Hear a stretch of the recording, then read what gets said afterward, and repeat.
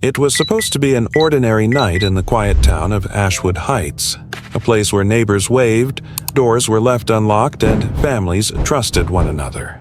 But on the cold evening of November 13, 1978, that trust was shattered forever. Inside the walls of an unassuming home on Briarwood Lane, a horrifying discovery awaited. 6 family members brutally slain in their sleep. The perpetrator? Unclear. The motive? Even more so. The small town reeled from the sheer savagery of the crime, but as the investigation unfolded, so did the whispers of something more sinister lurking beneath the surface. Was it a carefully planned act of human malice? Or could the tragedy have been influenced by something far more chilling? Some neighbors spoke of strange occurrences at the house even before the murders, a feeling of unease, unexplained shadows in the windows. Others dismissed it as paranoia, the town's way of coping with an unthinkable crime. As investigators began their work, cracks in the case revealed themselves. Inconsistencies in alibis, suspicious behavior, and lingering questions left everyone wondering. Was the person they suspected truly guilty, or was there another force at play? Tonight, we'll piece together the grim puzzle of one of Ashwood Heights' darkest nights. The truth behind this massacre is as haunting as the questions it leaves behind. Who, or what, was responsible for the devastation? The answers may not be as clear-cut as they seem. The line between reality and imagination grows thinner with each revelation. Stay with us as we uncover the chilling truth. The night of November 13th, 1978, began like any other in the quiet neighborhood of Ashwood Heights. The Bellington family, Thomas, his wife Margaret, and their 4 children, had settled in for the evening. A typical household by all accounts, their day ended with the usual rhythm: dinner, homework, and bedtime. But by the next morning, the ordinary would become unspeakable. At precisely 7:12 a.m., a call came into the local police station. It was a neighbor, visibly shaken, who reported seeing something strange at the Bellington home. The lights had been on all night, and no one had seen or heard from the family since the evening before. Officers were dispatched, expecting perhaps a domestic dispute or a medical emergency. What they found would haunt even the most seasoned investigators. The front door was unlocked. Inside, an eerie stillness hung in the air. The faint scent of gunpowder lingered, barely perceptible over the metallic tang of blood. Room by room, officers discovered the bodies of all 6 family members. Each had been shot once in their beds, execution style. There were no signs of struggle, no evidence of forced entry. Thomas and Margaret were found in the master bedroom, their faces frozen in an expression of disbelief. The children, ranging in age from 5 to 16, lay in their respective rooms, still tucked under their blankets as if they had never stirred. The precision of the killings was chilling, almost mechanical. The crime scene presented more questions than answers. Why hadn't anyone heard the gunshots? The Bellington house was centrally located in a tightly packed neighborhood, yet no one reported hearing anything unusual. Ballistics later confirmed that the weapon used, a .35 caliber rifle, would have been loud enough to wake anyone nearby. Investigators turned to those closest to the family. Friends and neighbors described the Bellingtons as loving and ordinary, with no known enemies or financial troubles. But as officers delved deeper, subtle cracks in the family's seemingly perfect image began to emerge. Thomas, it was revealed, had a tense relationship with his eldest son, Daniel. The 16-year-old had been in trouble with the law before, mostly petty theft and truancy. Witnesses described heated arguments between father and son, raising the question, could a family dispute have escalated to something so horrific? But then there was the rifle, a weapon registered in Thomas's name, typically kept locked in a secure cabinet in the basement. How had it been accessed? Adding to the mystery were the accounts of the neighbors. A few claimed they had seen Daniel leaving the house late at night in the weeks leading up to the murders. Some described hearing arguments, muffled but intense. Others, however, spoke of stranger things. lights flickering in the windows long after the family had gone to bed, and shadows moving behind the curtains when the house was supposedly empty. In the midst of the growing tension, an anonymous tip came in. The caller, refusing to identify themselves, claimed that Daniel had been acting erratically in the days before the murders. He had been overheard talking about ending it all and mentioned voices in the house. This revelation added a new layer to the investigation. Was Daniel, a troubled teenager with a rocky home life, capable of such a calculated act? Or was there something else at play, something more sinister than the human mind could comprehend? The media, eager for answers, seized on every lead.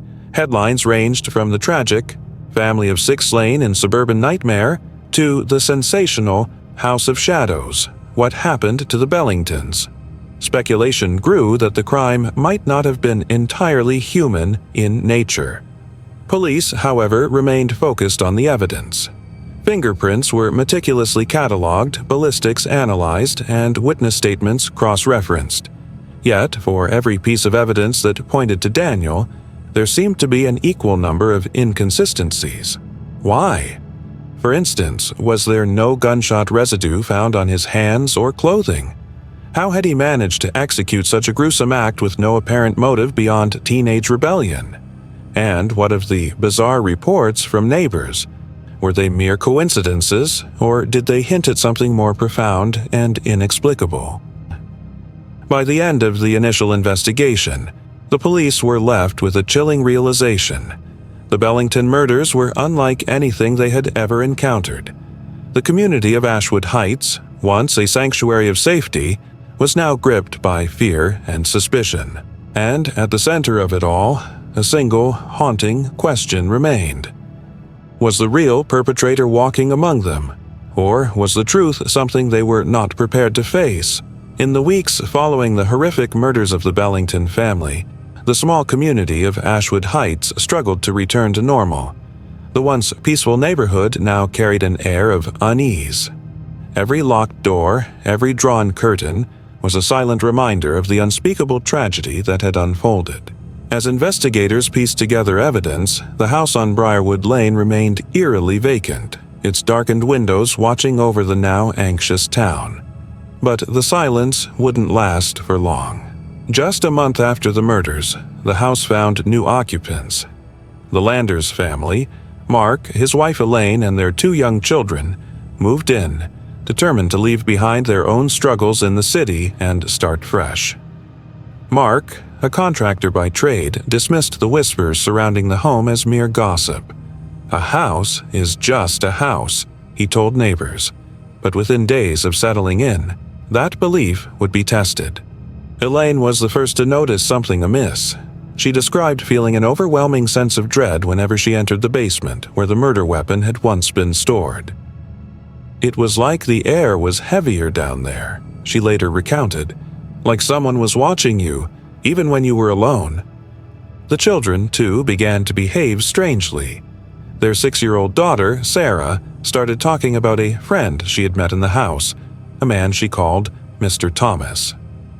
At first, the Landers chalked it up to an active imagination, but Sarah's descriptions grew unsettlingly detailed.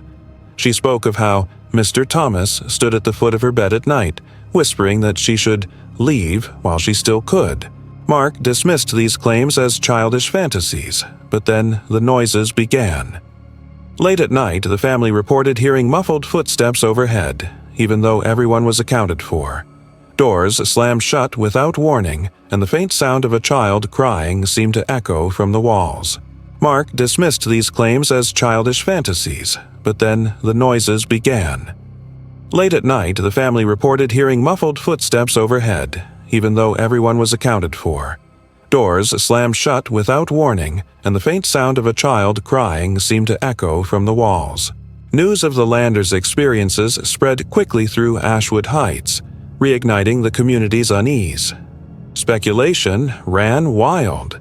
Some believed the house was cursed, tainted by the violent deaths that had occurred within its walls. Others, particularly those who had already whispered about strange occurrences before the murders, saw this as confirmation of their suspicions. Among the more skeptical voices were the local authorities, who viewed the Landers' claims as a mix of stress and overactive imagination. "This is what happens when you let your mind play tricks on you," one investigator commented.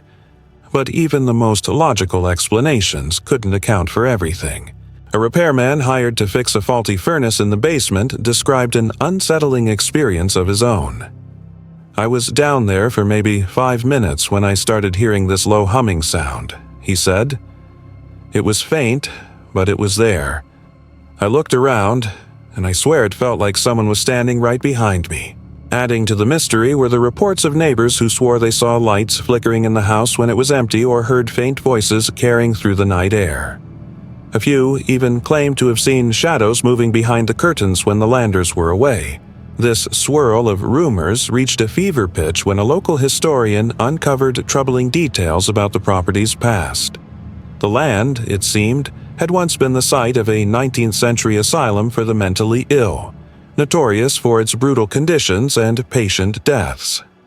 While the building had long been torn down, some speculated that the house now stood as a beacon for restless spirits.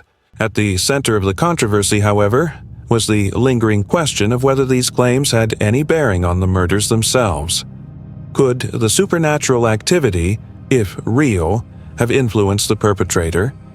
Or were the stories merely a way for the community to make sense of an act so horrifying it defied explanation? Religious leaders in the town began to weigh in, with some calling for the house to be blessed and cleansed, while others dismissed the claims entirely. The local church organized a prayer vigil outside the home, drawing a crowd of believers and skeptics alike. The Landers family, meanwhile, found themselves caught between disbelief and terror.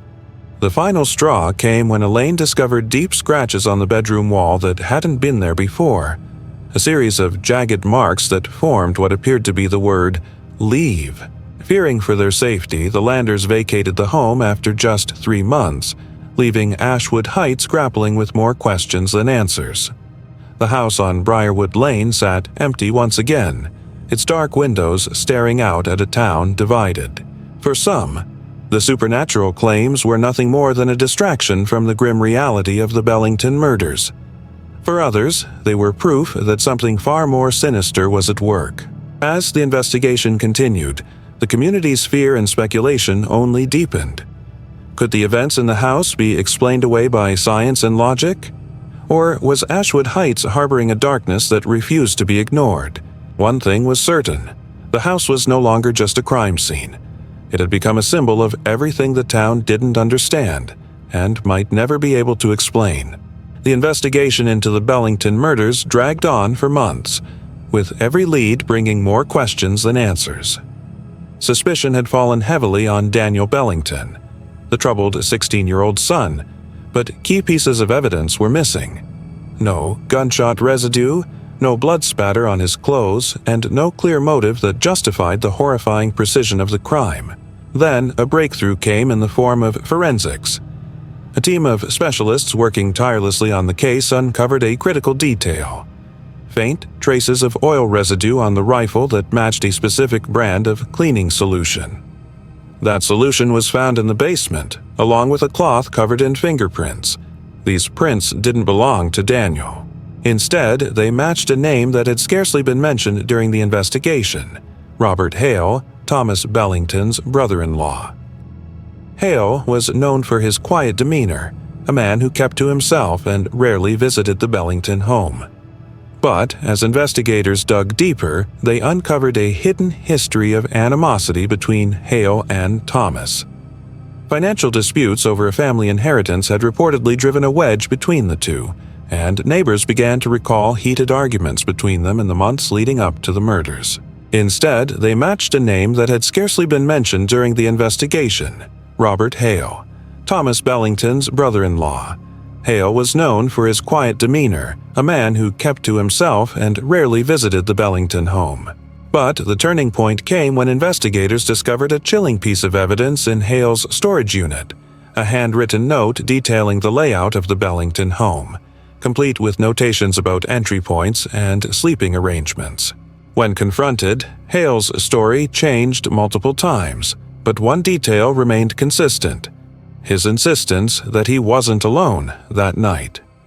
Hale claimed he had been pushed into committing the murders, describing a presence that whispered to him, urging him to act. He spoke of dreams filled with darkness and shadowy figures that wouldn't leave him in peace. Forensic psychologists dismissed Hale's claims as an attempt to deflect blame. They described him as a calculating individual driven by jealousy and resentment.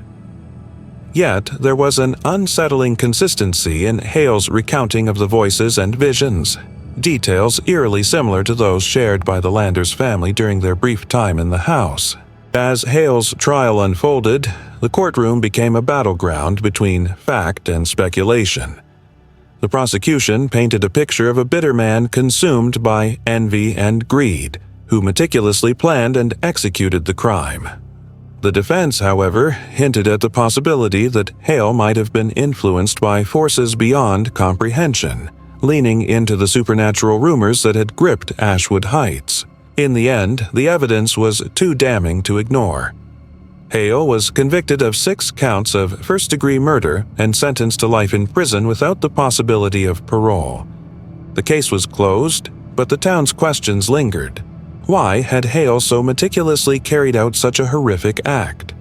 Were his claims of a presence nothing more than the ramblings of a guilty conscience? Or had the house on Briarwood Lane played a role in the tragedy? Ashwood Heights was left with a chilling truth. While justice had been served, the full story of what happened that fateful night might never be fully understood.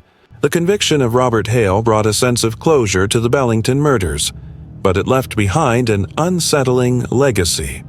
The house on Briarwood Lane remains empty to this day, a silent monument to the tragedy that unfolded within its walls.